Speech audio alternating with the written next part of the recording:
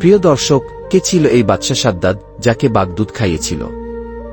সেই ছোট্ট শিশু জঙ্গল থেকে কিভাবে তিনি বাদশা হলেন, আর আল্লাহর সাথে চ্যালেঞ্জ করে কেন জান্নাত বানাতে চাইলেন? এরপর ৩০০ বছর ধরে লক্ষ লক্ষ শ্রমিক দিয়ে কিভাবে জান্নাত তৈরি করলেন, কিন্তু ওই জান্নাতে কেন তিনি যেতে পারলেন না? আর সেই জান্নাতের ভিতর কি কি ছিল, সেই সব রহস্য জানব আজকের এই ভিডিওতে। তাহলে চলুন শুরু করি। একদা সাদ্দাত তখন নবজাত শিশু, তার মায়ের সাথে জাহাজে করে গভীর সমুদ্র দিয়ে পাড়ি দিয়েছে। সাদ্দাদের বয়স তখন 2 দিন কি 3 দিন হবে। জাহাজ যখন সমুদ্রের মাঝে গেল, তখন হঠাৎ প্রবল বেগে ঝড় বৃষ্টি শুরু হল। আর এই জাহাজটি গভীর সমুদ্রে ডুবে যাচ্ছে দেখে সাদ্দাদের মা জাহাজে একটি কাঠ ভাসতে দেখে। মা খুব কষ্ট করে শিশুটিকে নিয়ে কাঠে ভাসতে লাগল। জাহাজে সবাই মারা গেল, কিন্তু সাদ্দাদ এবং তার মা বেঁচে রইল। বিশাল এই সমুদ্রের মাঝে সাহায্য করার মতো তাদের কাছে কেউ নেই, এক আল্লাহ রব্বুল আলামিন ছাড়া। শিশুটির কথা ভাবতেই মায়ের চোখ দিয়ে জল বেরিয়ে গেল। কিভাবে বাঁচাবে এই শিশুকে, সে কিছুই বুঝতে পারছে না। অস্থিরতার কালো মেঘ ছেয়ে যায় তার সমস্ত হৃদয়ে। এমন সময় আল্লাহ রাব্বুল আলামিন আজরাইল ফেরেশতাকে ডেকে বলল, হে আজরাইল, যাও ওই গভীর সমুদ্রের মাঝে মা ও শিশু দুজনেই বেঁচে আছে, তাদের মধ্য থেকে এখুনি মায়ের জান কবজ করে নিয়ে আসো। আজরাইল ফেরেশতা হুকুম পাবা মাত্র বিশাল সমুদ্রে মাঝে এসে দেখল মা তার শিশুকে আদর করছে, দুধ খাওয়াচ্ছে, শিশুকে বাঁচানোর আপ্রাণ চেষ্টা করছে। এটা দেখে আজরাইল ফেরেশতার একটু দুঃখ হল। সে মনে মনে বলল, হে আল্লাহ, এখুনি তো মায়ের জান কবজ করব, কিন্তু এই শিশুটির কি হবে? তারপর এক বুক ব্যথা নিয়ে মায়ের জান কবজ করে আজরাইল ফেরেশতা চলে এল। আল্লাহ তাআলার আদেশে সমুদ্র শান্ত হয়ে গেল। শিশুটি ভাসতে ভাসতে সমুদ্রের কিনারে এক জঙ্গলের ধারে এসে পৌঁছাল। শিশুটি কান্না করছে, কেননা তার খুব খেতে পেয়েছে। ওই জঙ্গলে ছিল বিশাল বাঘ ও ভাগিনী, তাদেরও বাচ্চা হয়েছিল, কিন্তু তাদের বাচ্চাগুলো কেউ বেঁচে নেই। আল্লাহ তাআলার আদেশে বাঘ শিশুটির দিকে এগিয়ে এল। শিশুটিকে দেখে বাঘেরও এত মায়া হল যে শিশুটিকে বাঘ দুধ পান করাল। এইভাবেই সেদিন অতিবাহিত হয়ে গেল। পরের দিন একজন জেলে মাছ ধরার উদ্দেশ্যে ওই জঙ্গলের পাশ দিয়ে যাচ্ছিল। এমন সময় হঠাৎ করে তার চোখ গেল ওই শিশুটির দিকে। শিশুটিকে দেখে তার খুব মায়া হল। সে বলতে লাগল, হে আল্লাহ, কি সুন্দর দেখতে এই বাচ্চাটি। জানি না এই বাচ্চাটি কার, এমন জায়গায় কিভাবে বাচ্চাটি বেঁচে আছে। তার তো খাবার কিছু নেই, জানি না কোনো মায়ের এই সন্তান। এসব কথা ভাবতে ভাবতে তার এত মায়া হল। শেষ পর্যন্ত সে বাচ্চাটিকে তুলে নিল এবং বাচ্চাটিকে নিয়ে আপন গোত্রের সর্দারের কাছে নিয়ে আসলো। তাদের সর্দার শিশুটিকে দেখে খুবই মুগ্ধ হল এবং বলল, এই শিশুটি তুমি কোথায় পেয়েছ? তুমি কি জানো এর মা বাবা কোথায় আছে? আমাদেরও উচিত তার মা বাবার কাছে দিয়ে দেওয়া। তখন লোকটি বলল, সর্দারজি, আমি জঙ্গলের পাশ দিয়ে যাবার সময় দেখলাম জঙ্গলের মধ্যে একটি গাছের নিচে বাচ্চাটি ক্রন্দনরত অবস্থায় আছে। আশেপাশে তার কেউ ছিল না, মনে হয় তার মা বাবা ইন্তেকাল করেছে। তাকে দেখে আমার খুব মায়া হল, এই জন্যই আপনার কাছে নিয়ে আসলাম। তখনই সর্দারজি বলল, ঠিক আছে, আমারও কোনো সন্তান নেই, এই শিশুটির দায়িত্ব আমি নিলাম। আজ থেকে আমি এই শিশুটিকে লালন পালন করব। এভাবেই শিশু সাদ্দাত বড় হতে লাগল। বাচ্চাটির বয়স 8-9 বছর বয়সে উপনীত হলে অন্যান্য বাচ্চাদের সাথে সেও মাঠে খেলা করতে যেত। অন্যান্য বাচ্চাদের মধ্যে সে ছিল খুবই সুন্দর এবং স্বাস্থ্যবান। তার মায়ামা চেহারা সকলকে আকর্ষণ করত। সে ছিল খুবই স্বাস্থ্যবান এবং চালাক। তার ছিল ভীষণ সাহস। একদিন সে মাঠে খেলা করছিল। তারপর হঠাৎ সে দেখল কিছু সৈন্য পার্শ্ববর্তী রাস্তা দিয়ে এগিয়ে চলছে। এটা দেখে সবাই ভয়ে পালিয়ে গেল, কিন্তু বাচ্চা সাদ্দাত সেখানেই দাঁড়িয়েছিল। সৈন্যদের মধ্যে একজনের চোখ অন্ধ ছিল। সে জানত অন্ধত্ব দূরীকরণে সুরমা একটি মহা ঔষধ। তাই সে যখন যেখানেই যেত সুরমার খোঁজ করত। রাস্তার পাশ দিয়ে যাবার সময় ওই অন্ধসেনা একটি সুন্দর কৌটার অনুসন্ধান করল। সেটি তুলে দেখল এটি সুরমার কৌটো। সৈন্যটি কৌটো খুলে তার চোখে সুরমা লাগাতে যাবে। এমন সময় আরেকজন সৈন্য বলল, আপনি চোখে লাগানোর আগে সুরমাটি পরীক্ষা করুন, এই সুরমার মধ্যে ক্ষতিকর কিছু তো থাকতে পারে। তখন সে বলল, কিভাবে পরীক্ষা করব? এবার অন্য একজন সৈন্য বলল, ওই দেখুন, ওই যে বাচ্চাটি দাঁড়িয়ে রয়েছে, ওকে দিয়ে পরীক্ষা করু। এবার ওই সৈন্যটি তাকে বলল, তুমি এখানে দাঁড়িয়ে আছো কেন? এদিকে এসো। বাচ্চাটি তাদের ভয় না করে এগিয়ে এলো এবং বলল, আমাকে ডেকেছেন কেন? আমি তো কিছুই করিনি। সৈন্যটি বলল, এই সুরমাটি তুমি চোখে লাগাও তো। বাচ্চাটি ভয় না করে সুরমা চোখে দিল। সুরমা চোখে দেওয়া মাত্রই তার অন্তর্চক্ষু খুলে গেল। দুনিয়ার সমস্ত বস্তু তার দৃষ্টিগোচর হতে লাগল। এমনকি জমিনের নিচে থাকা সমস্ত স্বর্ণ রূপা হিরে আরও সমস্ত দামি দামি খাজনা দেখতে পেল। বাচ্চাটি ছিল খুবই চালাক। শুধু চালাক নয়, প্রতারক। বাচ্চাটি মনে মনে বলল, এইসব কথা এদেরকে বলা যাবে না, আমাকে অন্য কিছু বলতে হবে। অন্যদিকে এক সৈন্য বলল, কি ব্যাপার? তুমি কিছুই বলছো না কেন? কি হয়েছে তোমার? আর তখনই বাচ্চাটি মিথ্যা অভিনয় করে কাঁদতে কাঁদতে বলল, সুরমা লাগানোর ফলে চোখে মারাত্মক ব্যথা অনুভব হচ্ছে। আমার চোখ জ্বলে যাচ্ছে। এখন আমি কি করব? আপনারা আমাকে কি সুরমা দিয়েছেন? এ কথা শুনে একজন সৈন্য অন্ধ ওই সৈন্যকে বলল, মনে হয় সুরমায় কোনো ভেজাল মিশ্রিত আছে। এটা ওই আসল সুরমা নয়। এরপর তারা সুরমার কৌটা ফেলে ভয়ে ওই স্থান ত্যাগ করল। বাচ্চাটি দ্রুত ওই সুরমার কৌটা নিয়ে বাড়িতে চলে এলো। বাড়িতে এসে তার বাবার নিকট বলল, বাবা, আমি এমন এক জিনিস পেয়েছি যেটা দিয়ে খুব তাড়াতাড়ি আমরা রাজা হয়ে যাব। তখন তার বাবা বলল, কি এমন পেয়েছ? তখন বাচ্চাটি বলল, বাবা, আমি এমন এক সুরমা পেয়েছি যেটা চোখে লাগালে জমিনের নিচের সমস্ত স্বর্ণরূপা হিরে মণিমুক্তা সবকিছু দেখতে পাই। তখন বাবা বলল, বড় আনন্দের কথা শোনালে বাবা। তোমার কোনো ভয় নেই। আমার অনেক লোকজন আছে, আরও আছে অসংখ্য ঘোড়া ও গাধা। তুমি চোখের সুরমা লাগিয়ে চলো। তুমি যেখানেই স্বর্ণরূপা খাজানা দেখতে পাবে, তখনই আমাদেরকে বলবে, আমরা উঠিয়ে নিব। এভাবেই 10 বছর পর বাচ্চাটি যখন পূর্ণ যুবকে পরিণত হল, তখন হঠাৎ একদিন সর্দার মৃত্যুবরণ করল। সর্দারের মৃত্যুর কিছুদিন পর একজন বলল, এখন আমাদের সর্দার কে হবে? অপরদিকে থাকা একজন ব্যক্তি বলল, যেহেতু আমাদের সর্দার তাকে লালন পালন করে বড় করে তুলেছে, তাই এই যুবককে সর্দার করা হোক। সবার অনুমতিতেই এই যুবককে সর্দার করা হল। কিছুদিন পর যুবক সাদ্দাদ অনেক অহংকারী হয়ে গেল, কারণ তার কাছে প্রচুর ধনসম্পদ ছিল। সে কারো পরোয়া করত না, এমনকি বাদশাকেও সে পরোয়া করত না। এভাবে কয়েক বছর পর তার প্রশিক্ষণপ্রাপ্ত সৈন্য দ্বারা দেশের বাদশাকে পরাজিত করে। সে নিজেই দেশের বাদশার সিংহাসন আরোহণ করল। একসময়ের অসহায় বাচ্চা আজ দেশের রাষ্ট্রপ্রধান। একদিন বাদশাহ সাদ্দাত তার রাজদরবারে উজির, নাজির, মন্ত্রী এবং সমস্ত কর্মচারীকে ডেকে বলল, আমার ধন দৌলত, সোনা, রূপা, হিরি, ঘোড়া, হাতি, গাধাসহ কোনো জিনিসেরই অভাব নেই।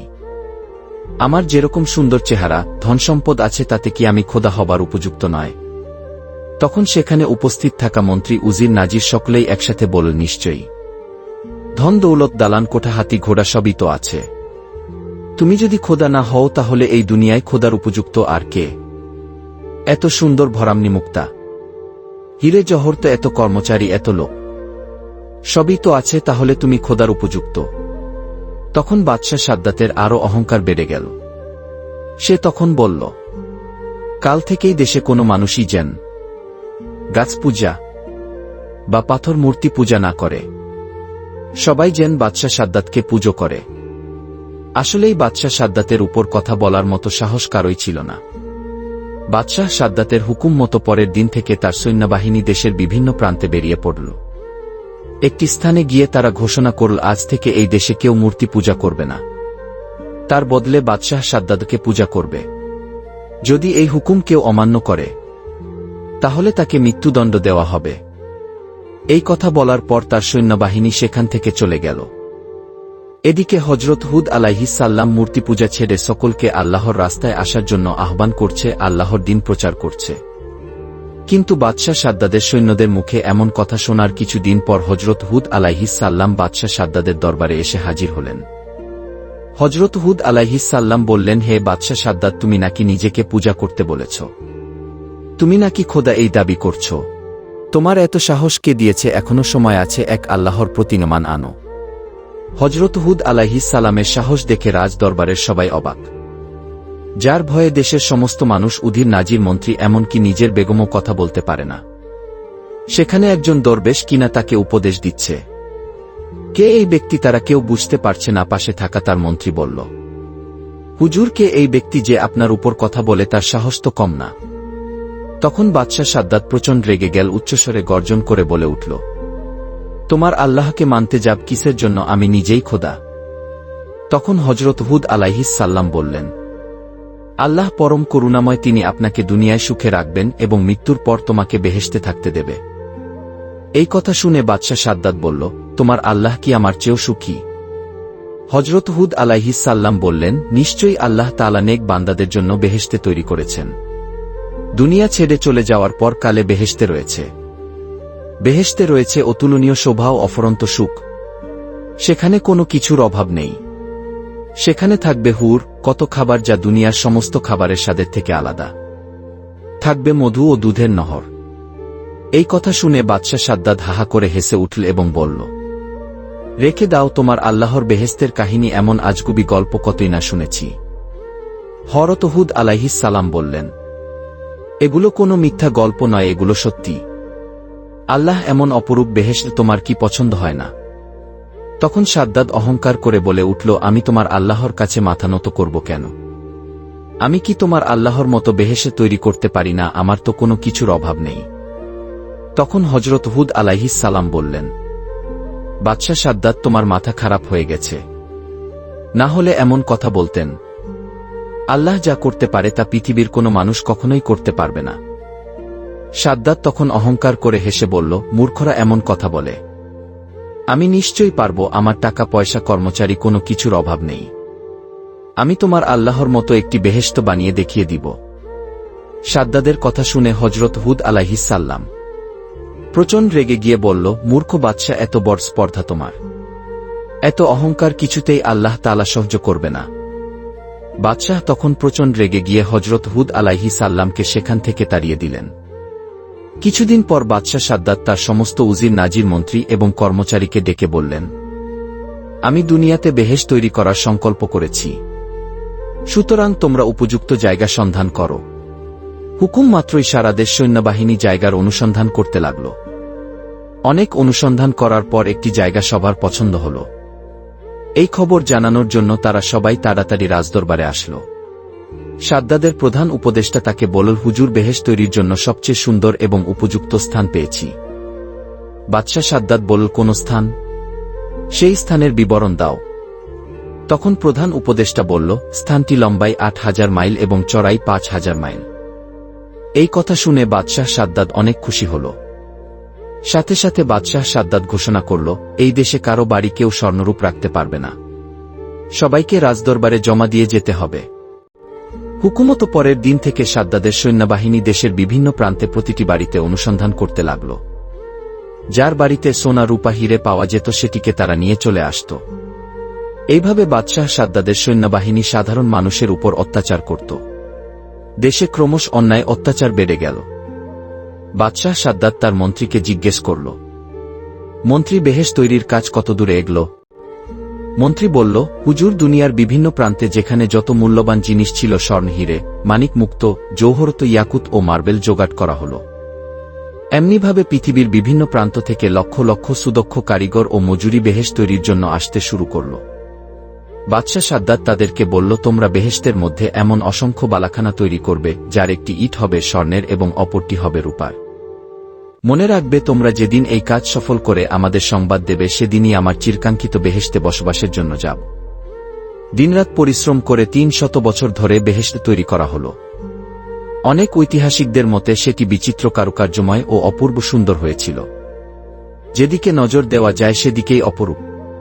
চারিদিকে কারিগরদের শ্বেত পাথরের অপূর্ব কার্য। রংমহলের চারিধারে হাজার হাজার ঝাড়ু লণ্ঠন ঝুলছে, কিন্তু আলোর দরকার হয় না। অন্ধকার রাতে সেই ঘরগুলো চাঁদের আলোর মতো স্নিগ্ধ উজ্জ্বল। মণিমুক্ত খচিত ঘরের মেঝে সজ্জিত রয়েছে। মেঝের উপরে রয়েছে নানান রকমের সুন্দর সুন্দর ফুলদানি। ঘরের চারিদিক থেকে আতর, গোলাপ, মিষ্টি আম্বারের খুশবু ছুটছে। মহলের চারিপাশে বাগান। ওই বাগানে রয়েছে সোনার রূপার গাছ। তার পাতা ও ফল নানা রকমের কারুকার্যময় পাথর দিয়ে তৈরি। ভ্রমর ও মৌমাছিগুলো এমন সুন্দরভাবে নির্মিত যে দেখলে মনে হবে তারা সত্যি সত্যি ফুলের উপর বসে মধু পান করছে। সেসব ফুল থেকেও খুশবু বার হচ্ছে। আর ওইসব গাছের নিচ দিয়ে কুলকুল শব্দে বয়ে চলেছে গোলাপ পানির নহর।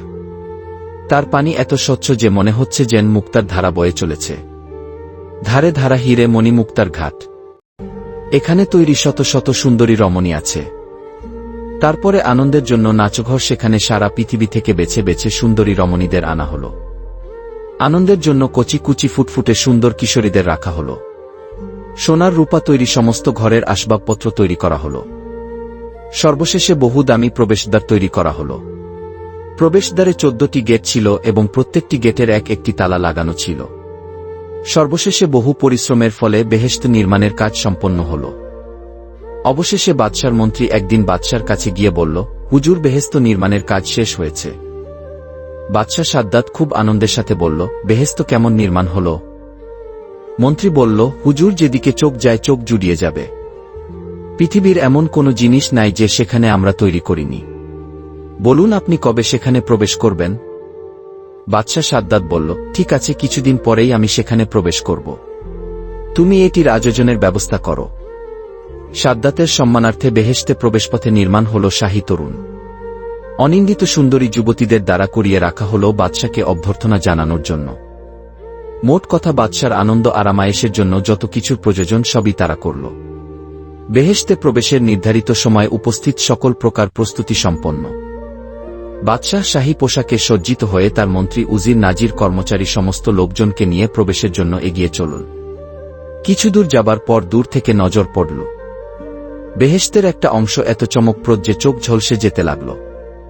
আনন্দে সাদ্দাতের মুখ থেকে কথা বের হল না। মনে মনে বলল, এই তো আমার বেহেশত, ওখানে আমি খোদা হয়ে বসব। এমনিভাবেই তারা প্রায় বেহেশতের কাছে এসে পড়ল। বাদশাহ সাদ্দাত যখন বেহেশতের দরজার কাছে এসে পড়ল, ঠিক এমন সময় আল্লাহ রাব্বুল আলামিন হজরত আজরাইল ফেরেশতাকে ডেকে বলল, হে আজরাইল, যাও, বাদশাহ সাদ্দাদের এখনই যান কবজ করে নিয়ে আসো। দুনিয়ার বুকে বেহেশত বানানোর আশা আকাঙ্ক্ষা তার চিরতরে মিটিয়ে দাও। আল্লাহ রাব্বুল আলামিনের হুকুম পাওয়া মাত্রই হজরত আজরাইল ফেরেশতা সাদ্দাতের সেই বানানো বেহেশতের দরজায় একটি সুন্দর যুবক সেজে দাঁড়িয়ে রইল। তার সুন্দর চেহারা দেখে খুশি হয়ে বাদশাহ সাদ্দাত তাকে জিজ্ঞেস করল, তুমি কি বেহেশতের দারোয়ান? যুবক উত্তরে বলল, আমি মালাকুল মুত আজরাইল ফেরেশতা। সাদ্দাত একটু হতভম্ব হয়ে গেল। সে বলল, তার মানে আমি কিছুই বুঝতে পারছি না। আমি আজরাইল ফেরেশতা, তোমার জান কবজ করার জন্য আল্লাহ তাআলা আমাকে পাঠিয়েছে। সাদ্দাত ক্রোধে উদ্দাম হয়ে উঠল। চিৎকার করে বলল, সাবধান, আমার সঙ্গে তামাশাকার। অপেক্ষা না করেই সে নিজেই তার সঙ্গে মোকাবেলা করার জন্য প্রস্তুত হল। কিন্তু কি আশ্চর্য, সে ওখানেই পাথরের মতো থমকেই রইল। ভয়ে তার সারা শরীর দিয়ে ঝরঝর করে ঘাম বেরোতে লাগল। চিৎকার করে বলল, সৈন্যগণ, শত্রুকে মোকাবেলা করো। তখন আজরাইল ফেরেশতা অট্টহাসি হেসে বলল, কোথায় তোমার সেই বিশাল সৈন্য সামন্ত? কোথায় তোমার সেই বিশাল ক্ষমতা? সাদ্দাত ভালো করে লক্ষ্য করে দেখল তার সৈন্য সামন্ত, উজির, নাজির, মন্ত্রী, কর্মচারী যে যেখানেই ছিল সবাই একেবারে নিশ্চিহ্ন হয়ে গেছে। সাদ্দাত এবারে ঠকঠক করে কাঁপতে লাগল। তারপর নত হয়ে ভীতকণ্ঠে বলল, সত্যিই কি তুমি আজরাইল? হজরত আজরাইল ফেরেশতা বলল, হ্যাঁ, সত্যিই আমি আজরাইল, কিন্তু দেরি করার আমার আর সময় নেই। আল্লাহর হুকুম পালন করতেই হবে। এখনই তোমার জান কবজ করে নেব। সে শিশুর মতো অসহায়ভাবে হাউহা করে কেঁদে উঠল। মিনতি করে হাত জোট করে পায়ে ধরে বলে উঠল, সামান্য সময় দাও হে আজরাইল। অনেক সাধ করে বহু বছর ধরে আমি বেহেশত তৈরি করেছি, একটু সামান্য দেখার সুযোগ দাও। তীব্র গর্জন করে হরত আজরাইল ফেরেশতা বলল, খবরদার, এক পাও এগিয়ে আসবে না। সাদ্দাত হাউমাউ করতে শুরু করে দিল। সেই অবস্থায় হজরত আজরাইল ফেরেশতা তার জান কবজ করে চলে গেল। তারপর হঠাৎ একটা ভয়ঙ্কর এবং ভীষণ আওয়াজে সাদ্দাদের তৈরি সেই স্বাদের বেহেশত একবারে মাটির সঙ্গে মিশে গেল। পৃথিবীর জমিনে তার আর কোনো চিহ্ন রইল না। পৃথিবীর জমিনে অহংকারের ফল কিরূপ হয় সেটা শুধু রয়ে গেল মানুষের মনে। একদিন হজরত আজরাইল ফেরেশতা আল্লাহর দরবারে উপস্থিত হয়ে বললেন, আপনার নির্দেশে আমি মানুষের জান কবজ করে থাকি, এতে আমার কোনো মায়া দয়া লাগে না। তবে দুটি মানুষের জান কবজ করার সময় আমার একটু মায়া হয়েছিল। তার মধ্যে একজন হল এ মহিলা, যে বিশাল সমুদ্রের মাঝে জাহাজ ডুবে যাওয়ার পর আপন শিশুকে নিয়ে একটি কাঠের উপর ভাসছিল, আর তখনই আপনি তার জান কবজ করার জন্য নির্দেশ দিয়েছিলেন। আমার তখন বাচ্চাটির জন্য বড়ই মায়া হয়েছিল। যেই শিশুটির অবস্থা এখন কি হবে? কে তাকে দুধ খাওয়াবে, দেখাশোনা করে বট করে তুলবে? আরেকজন হল এই বাদশা, যে কয়েক বছর ধরে সাধনা করে একটি মনোরম বেহেশত বানিয়েছিল। অতঃপর সে যখনই ওই বেহেশতে প্রবেশ করতে গেল, ঠিক তখনই আমাকে আপনি জান কবজ করার আদেশ দিলেন। আমার তখন বড়ই খারাপ লাগছিল, এই জন্য যে সে তার নির্মিত বেহেশতকে এক পরকের জন্যও দেখে যেতে পারল না। হযরত আজরাইল ফেরেশতার এমন কথা শুনে আল্লাহ রাব্বুল আলামিন বললেন, হে আজরাইল, যে বাদশার জন্য তোমার মায়া দয়া হল, যার জন্য তুমি আফসোস করছো, সে তো ওই শিশুটি ওই বিশাল সমুদ্রের মাঝে জাহাজ ডুবে যাওয়ার পর যার মায়ের জান কবজ করতে তোমার মায়া হয়েছিল। হে আজরাইল, তুমি কি জানো না যে শিশুটি বড় হয়ে আমার নাফরমানি করেছে, অহংকার করেছে, আল্লাহ তাআলার অস্বীকার করেছে, আল্লাহর হুকুমের বিরোধিতা করেছে। তাই আমি তার বেহেশতে পা রাখার সুযোগ দেইনি, বরং তার ভিতরে প্রবেশের আগেই সব ধ্বংস করে দিয়েছি। প্রিয় দর্শক, এই ঘটনা থেকে আমাদের শিক্ষা নেওয়া উচিত। আল্লাহর নিয়ামতকে অস্বীকার করলে, অহংকার করলে এর পরিণতি খুবই খারাপ হয়। আমরা এই পৃথিবীতে আল্লাহর নিয়ামতের মাঝে ডুবে থেকেও অহরহ নাফরমানি করে চলেছি, আল্লাহর হুকুমের বিরুদ্ধে আচরণ করছি। এই সমস্ত জিনিসকে আমাদের বর্জন করতে হবে। সকল খারাপ কাজ ছেড়ে দিয়ে সহজ সরল পথে চলার চেষ্টা করা উচিত। আল্লাহ তাআলা যেন আমাদের সকলকে হিংসা, অহংকার, সুদ, ঘুষ, হারাম আরও সকল প্রকার খারাপ কাজ থেকে দূরে সরিয়ে রাসূল সাল্লাল্লাহু আলাইহি ওয়াসাল্লামের দেখানো পথে চলার তৌফিক দান করুক। আমিন।